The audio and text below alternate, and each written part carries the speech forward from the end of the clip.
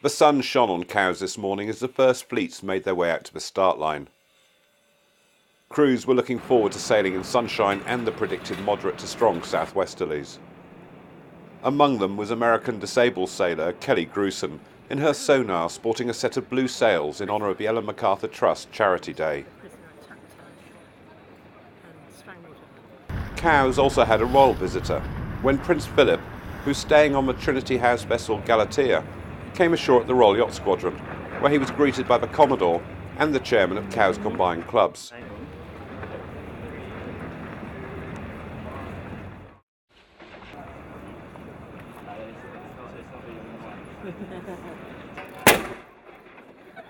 Out on the water, the first start on the Black Group line was IRC Class 4, with most of the 43 boats opting for the outer end of the line.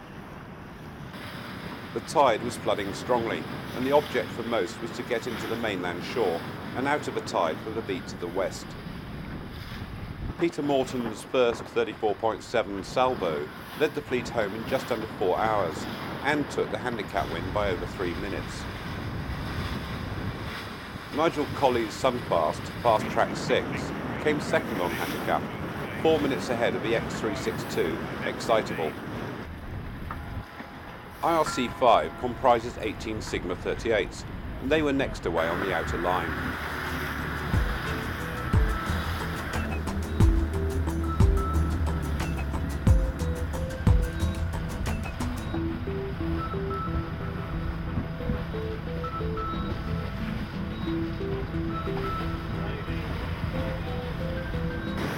Andy Budgeon and Freddie Schwinn for the project came home first after a 4-hour race. They were 6 minutes ahead of second place from Mephisto, with Robert Denning's Light taking third place. Max Walker's Pavlova 3 was going well, but they got a little too close to a post off Bewley and were dismasted. They were towed in by the RNLI's new Cowes lifeboat, which has replaced the independent lifeboat which used to operate from the harbour.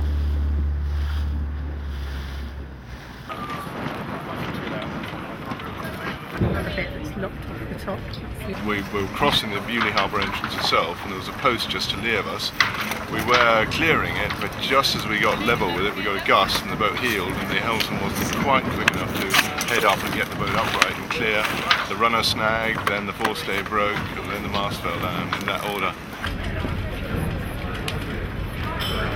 We got caught up on sunning, and then everything just started crashing down around me really, so I was unlucky in that I was about to go over the top of the coach house roof, and it's just bad luck really that I landed underneath everything else and it all started falling down on top of it. We're on our way. The sails are going to be repaired already, and well, I think we're going to be lucky to get out tomorrow, but we hope to be out by the day after.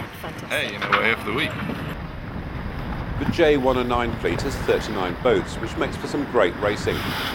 The tough wind against tide conditions later in the day accounted for 5 retirements, but most had a great day's racing.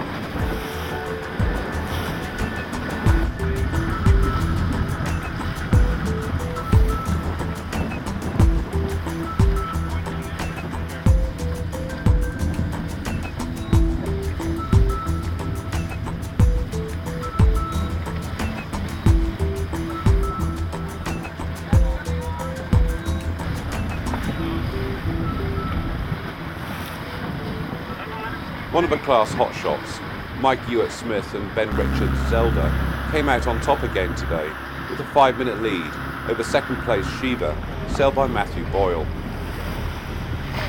Shiva was 3 minutes ahead of Jambo, one of 4 boats from the Royal Yacht Squadron focusing on training for those under 25 years old. The start of IRC 6 saw Elusive trying an interesting manoeuvre by sailing down from the windward side of the pin end across the incoming boats. She just got across their bows and the line before hardening up to take the start. Like the classes ahead of them, the 43-boat fleet headed for the mainland shore on Port Tack to get in out of a strongly flowing flood tide.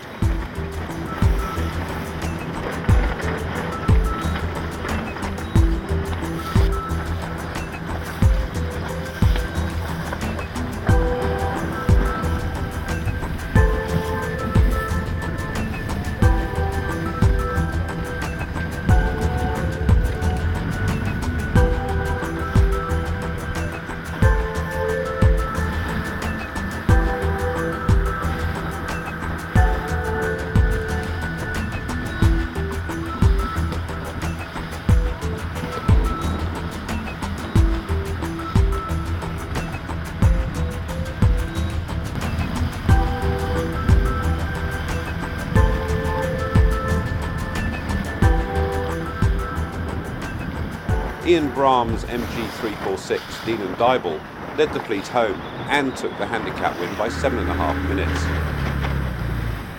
Jackie and Robert Dobson's Elan 333 Elusive finished second on the water and on handicap. Jamie Matheson's beautifully restored opposition, VX Morning Cloud 2, took third place on handicap. She was restored by the Cowes yard of Lallows over the winter, and she's clearly giving her owner a lot of pleasure and proving she can still perform on the racecourse.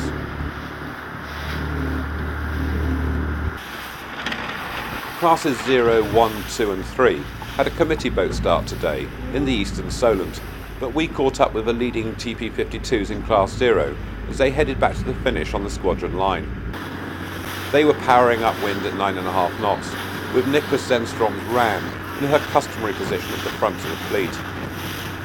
Ran took the class win by just 30 seconds from Charles Dunstone's Rio, which had its best result of the week so far. In third place was Henry Lloyd Cutting Edge, with Panthera coming home fourth. After filming the TP52s, we headed over to watch the final day of the Extreme 40 racing in the iShares Cup, which features in a separate report.